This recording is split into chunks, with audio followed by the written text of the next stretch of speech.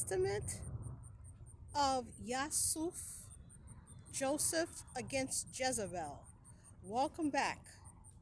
After we complete Joseph, Yusaph, we will complete Asher, Ashar. I would like to begin thanking the excellent one, the perfect one, the true one, Creator Yahuwah, for bringing me this long in terms of the testaments of the patriarchs, the bonds, the sons of Jacob, of Yaqub, and now we're on the final two, Yusaph. Before we begin, I'm going to play a song in terms of the 12 tribes, the descendants who are now existing in the four corners of the world, for them to remember. This is fair use of music from Yasharal, original music, no other before me.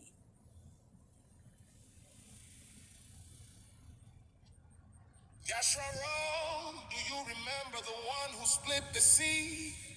The one who crushed my Troyim for your sake. He said, you shall have no mighty ones before me. Not one, not any, only me. Yahuwah. I am Yahuwah, your Aluah. Brought you out with my mighty hand. From the house of chains and bitter labor, I led you to the promised land. But now you bow to images, names that I have never known. You call on gods of the nations, but forget who sits on the throne. No other before me, I'm the first and the last. Don't chase after idols, leave those ways in the past. I'm not the sun or the moon, all the stars you see. I'm the one who made them bow only to me. No other before me, let the false ones fall. I'm your deliverer, I hear when you call. Your shadow return, let your heart be free. For I am Yahweh, and there's none but me. Hey. From Barashit to Dabarim, my name was always clear.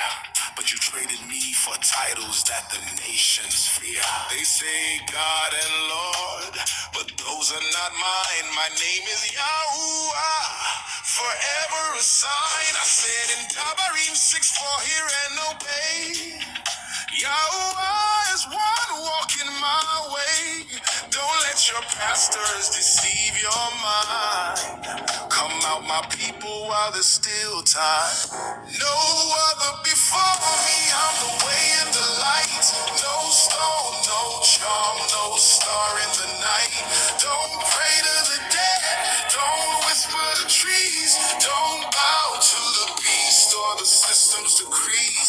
No other before me, I'm your shield and your song. I've been calling your name all your life long.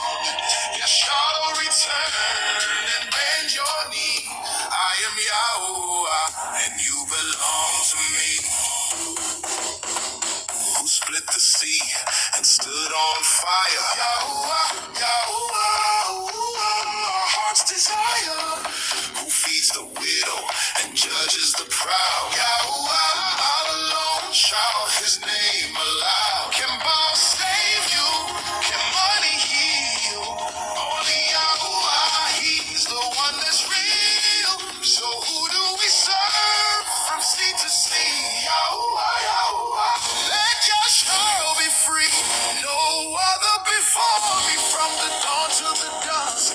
Let the idols fall down and turn to dust. I stretched out the Shemayim with power unseen. I am your father, your sovereign, your king. No other before me, return and believe. Put no trust in man, let your heart cleave. Yeshua, my remnant, come bow your knee. I am Yahweh, and you belong to me. Turn back, Yeshua.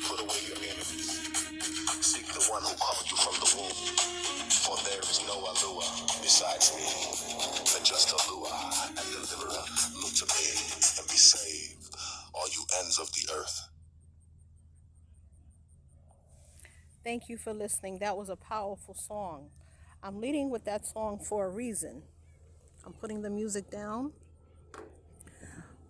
We would have thought that Yusaph, Joseph, would have taken the lead, being that he had a high position in Egypt and he was able, even though his brothers sold him into slavery, to attain a high position. But we know that that position of rulership is to the line of Judah, Yehuda. Yahuwah is very particular. And we'll see that although he was Ahab, in words, beloved of his dad, Joseph was really beloved of his dad. It caused problems with his other brothers.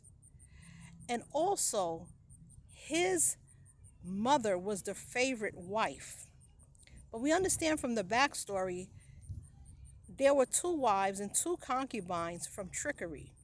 Originally, Jacob, Yaakov, wanted to marry Rachel, but his father-in-law tricked him by having his sister Leah, who is Yehuda, Judah's mother, placed in the tent of his wedding night.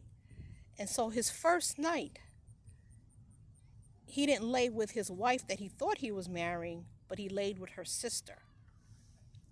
We have a precept that Yahweh has in Deuteronomy 21, beginning in verse 15. And Yahweh says, when a man has two wives, it's not that people mistaken it. Because of human error, human weakness, men do have multiple wives. Yahweh had to set up a precept because originally Jacob did not want two wives or two concubines. He was in a situation where the two sisters were competing and they would hire out the concubines for them to give them other children. It was a competition. We read a precept in terms of Yahweh working with us in Deuteronomy 21, verses 15. This is all going to come together. When a man has two wives, one loved, Ahab, and the other unloved, Unahab, and they have borne him children, both the loved, the Ahab, and the unloved, the Unahab, and the firstborn son is of her who is unloved. Then it shall be on the day he makes his son to inherit his possessions, he is not allowed to treat the son of the beloved wife.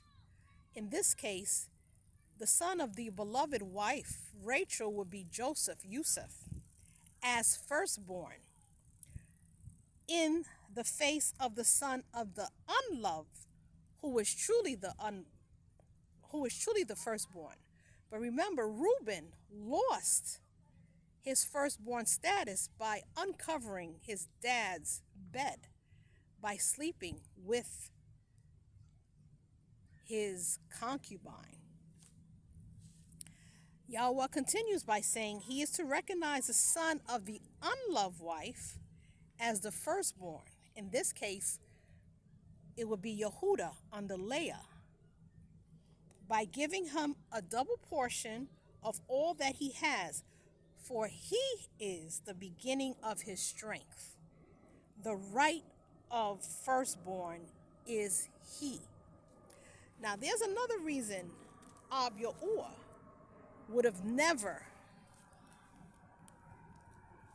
picked Yusaph, even though Yusaph has some very commendable characteristics that we're going to find in his testament. Yahweh is a creator who is highly principled. Even though our transgressions are forgiven, yet we still are punished for those transgressions. We read in Bereshith, Genesis chapter 31, beginning in verse 19. Here's the backstory. And Laban, who is Rahel, Rachel's, and Leah's dad, when Laban had gone to shear his sheep, Rachel stole the house idols that were her dad's. Now, Rachel had a defect in character.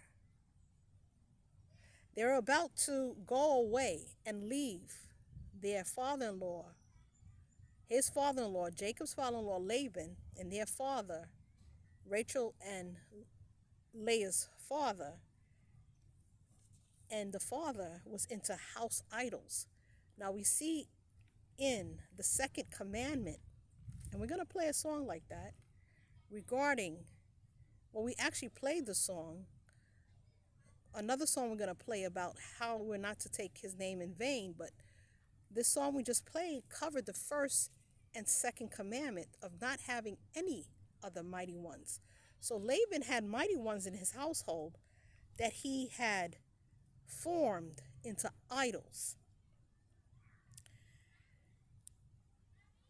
Now, to go down, you can read up to chapter 31 to verse 33. We're going to skip a lot. And when Laban went into Jacob's tent, into Leah's tent, and to the tents of the two female servants, he did not find them. He was looking for his idols. And he came out of Leah's tent and enters Rachel's tent. Now Rachel had taken the house idols and put them in the camel's saddle and sat on them. And Laban searched all about the tent but did not find them. And she lied. She said to her father, her dad, "Let it not be displeased, my master, that I'm unable to rise before you," because she was sitting on the idols. "For the way of women is with me." So there's a Torah where a woman is unclean during that time of the month, and you are not to go near where she's sitting at or sleeping at, because there could possibly be the release of blood, and that was rendering yourself unclean for the rest of the day. And he searched but did not find the house idols. Leah could not let go of those house idols. Let's read in Deuteronomy 27, verse 15.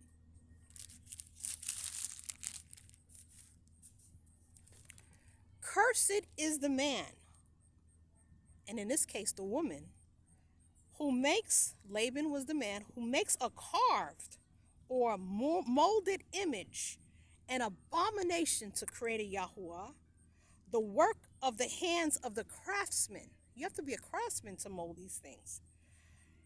"And sets it up in concealment." Wasn't she concealing or hiding the idols? "And all the people shall say, Selah." We agree. So there's a precept against that Yahuwah wanted his children, the descendants of the 12 tribes, to understand. Now we're going to go into the testament of Yusaph. And we're going to find that not only was Yusaph's, there's a lot of wind here, mother a worshiper of idols, but he was dealing with a woman in the house, the Egyptian house that he was enslaved in.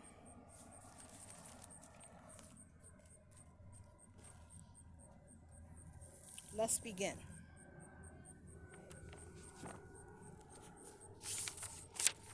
Yusaph's testament. The record of the testament of Yusaph. When he was about to die, he called his bonds, his sons and his brethren together, and said to them, "My children and brethren," brethren meaning his relatives, "hearken to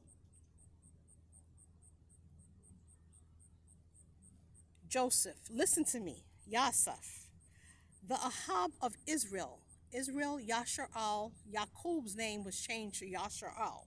So he was loved of his dad, Yasharal. Give ear, my sons, unto your father. I have seen in my life envy and death, and I wander not in the truth in the Almighty. These, my brothers, hated me, meaning that he didn't go away. He wandered not. He didn't go away from the truth of the Almighty. These, my brethren, my brothers hated me, and the Almighty Ahabad me, Yahuwah Ahabad me. They wanted to slay me, and the Alua, the Almighty of my male ancestors, guarded me. He was protected from death. They let me down into a pit, and the Most High brought me up. Again, I was sold for a slave, and the Almighty made me free. I was taken into captivity, and his strong hand succored me, supported me.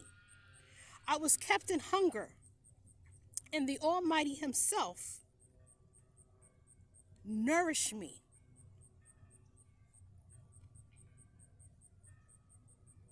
I was alone, and Yahuwah comforted me. I was sick, and the Most High visited me. I was in prison, and the rescuer showed special consideration unto me. Isn't that what our Mashiach had said in one of his pronouncements, his advice to the Shalakim, his 12 followers, to visit those who are in prison and sick? I was in prison, and the Yahusha showed me favor, the salvation, the rescue, the deliverance. In bonds, and he released me. He certainly was in bonds in Egypt. Amid slanders is he was ill talked about. He was talked about badly. And he pleaded my cause amid bitter words of the Egyptians, and he rescued me amid envy and guile, and he exalted me. Now we're going to get into what happened. He's going to talk about Potiphar, the chief cook of Pharaoh, entrusted to me his house, and I struggled against a shameless woman, urging me to transgress with her. But the Alua, the Almighty of Yasharal, my dad, guarded me from burning flame.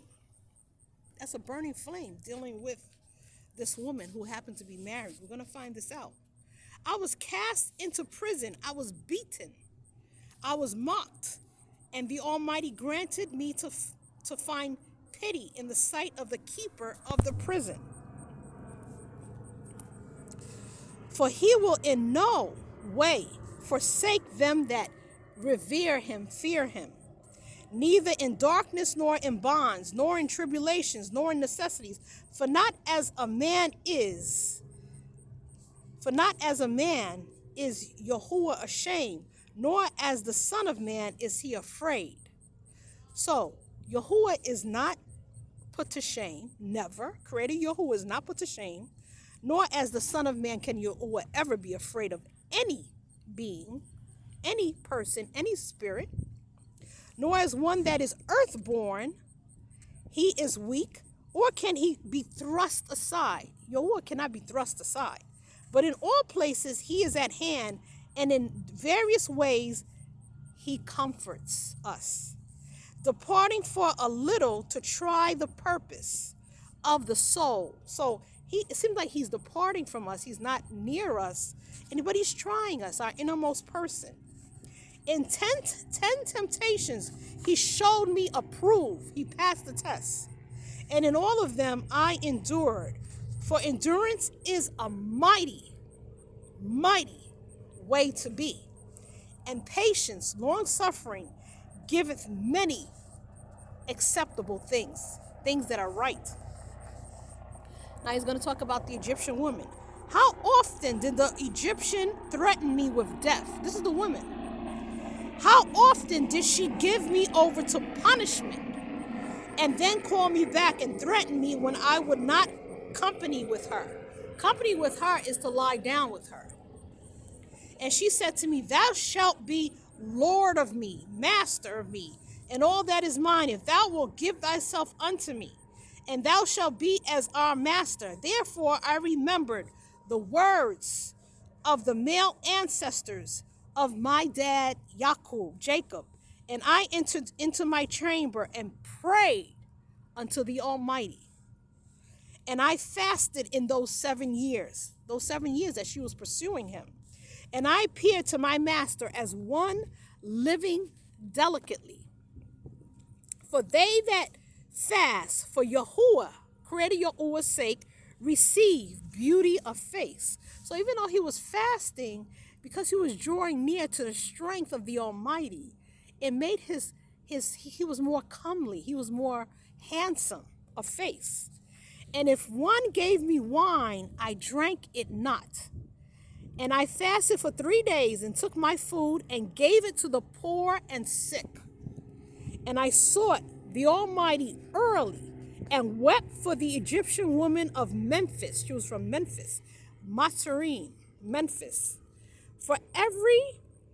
She didn't stop. She didn't stop to trouble me. And at night she came to me under the pretense of visiting me. She came at night. Even at night she did this.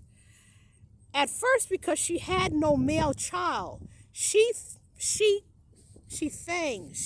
pretended to count me as a son. And I prayed unto the Almighty, and she bared a male child so that she could be occupied with a child. So she became pregnant by her husband and bore a male child. Therefore, for of these she embraced me as a son, and I knew it not. Last of all, she sought to draw me into fornication, actually adultery, because she was married. And that's sex outside of marriage. She had no legal right to want him, or he her. And when I perceived it, I sorrowed even unto death. And when she had gone out, I came to myself, and I lamented for her many days, because I saw her guile, her corruption, and her deceit.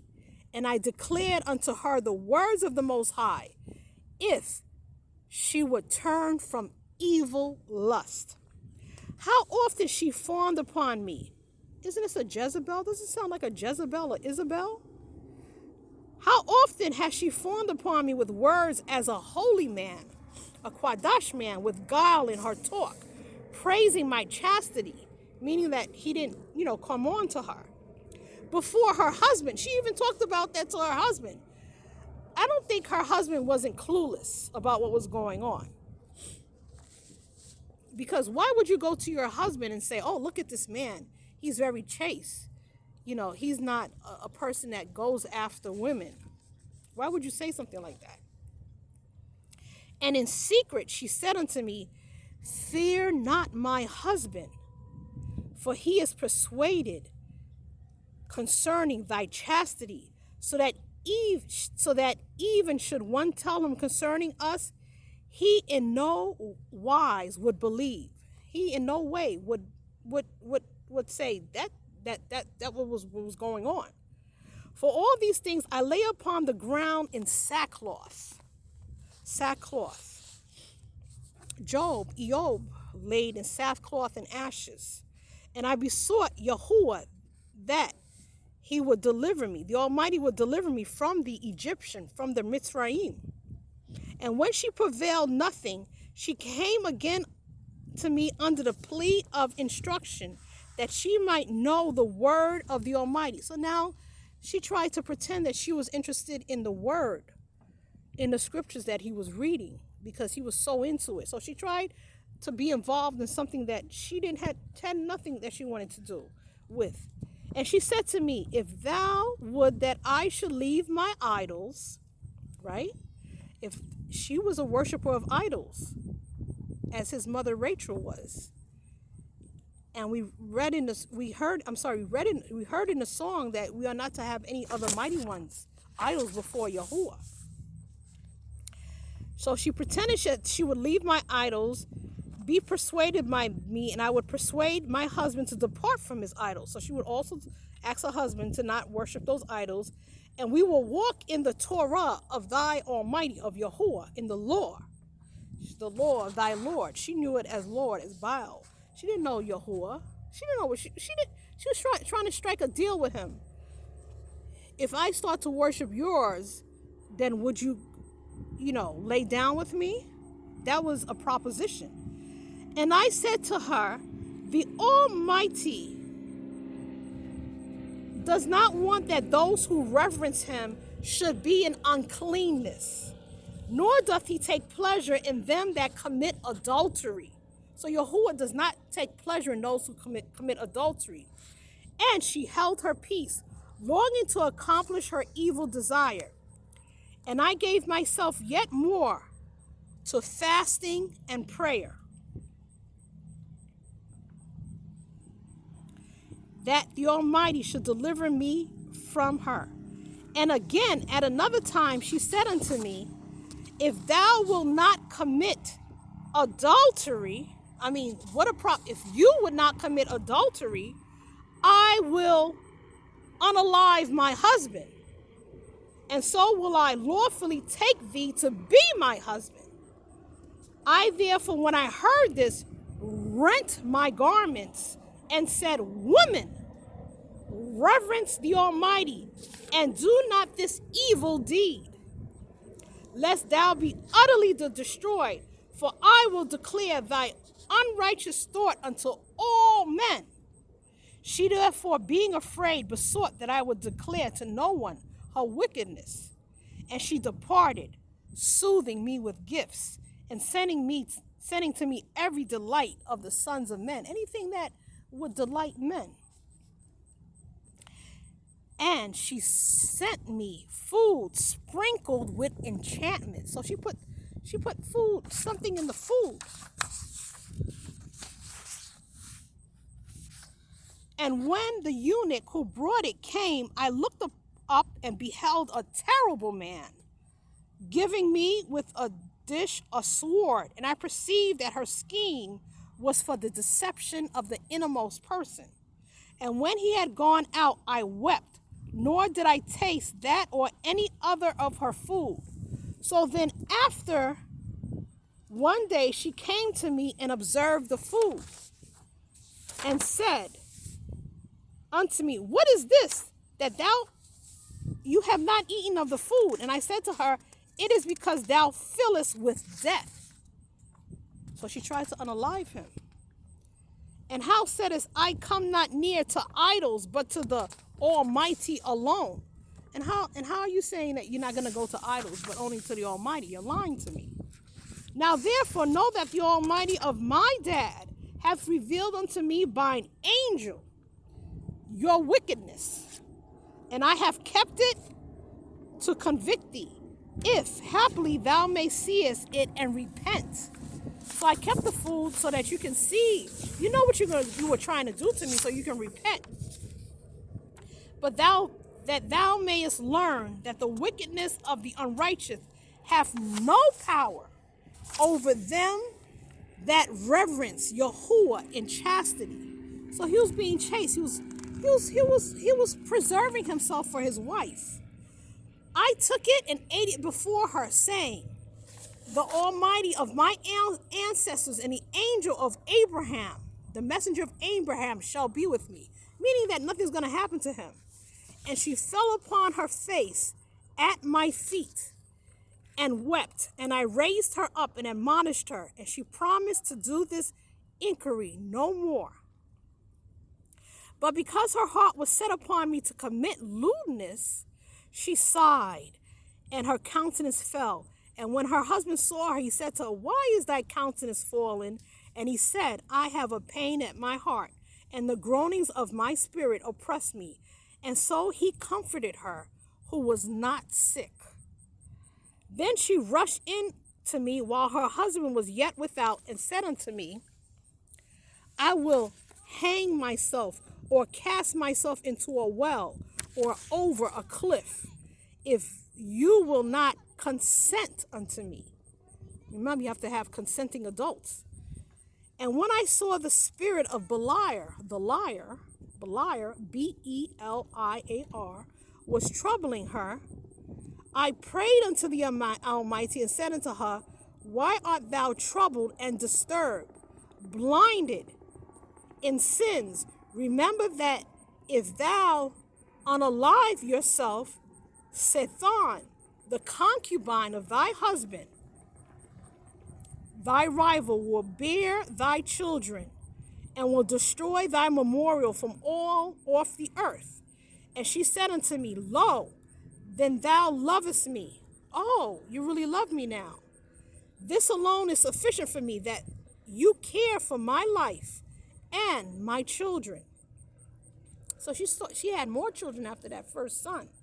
That's what it seems like. And she was still pursuing him, even after having children for her husband. I have expectation that I shall enjoy my desire. So that's what she said. She has an expectation that she's finally going to get what she wants. And she knew not that because of Yahuwah I spake thus, and because of her. For if a man have fallen before the passion of a wicked desire, then by that hath he become enslaved, even as also was she. She was enslaved to her lust. And if he hear any right thing with regard to the passion whereby he is vanquished, he receive it unto his wicked desire. Like he starts to find that this is pleasing, he's gonna go down. I'm paraphrasing. Now here's the advice of Yusaph, Joseph. I declare unto you, my children, that it was about the 6th hour that when she departed from me, and I knelt before the Almighty all that day, and continued all the night. And about dawn I rose up weeping and praying for a release from the Egyptian. At last then she laid hold of my garments, forcibly dragging me to have connection with her. So she tried to force herself on him. When therefore I saw that in her madness she was forcibly holding my garments, it was a madness,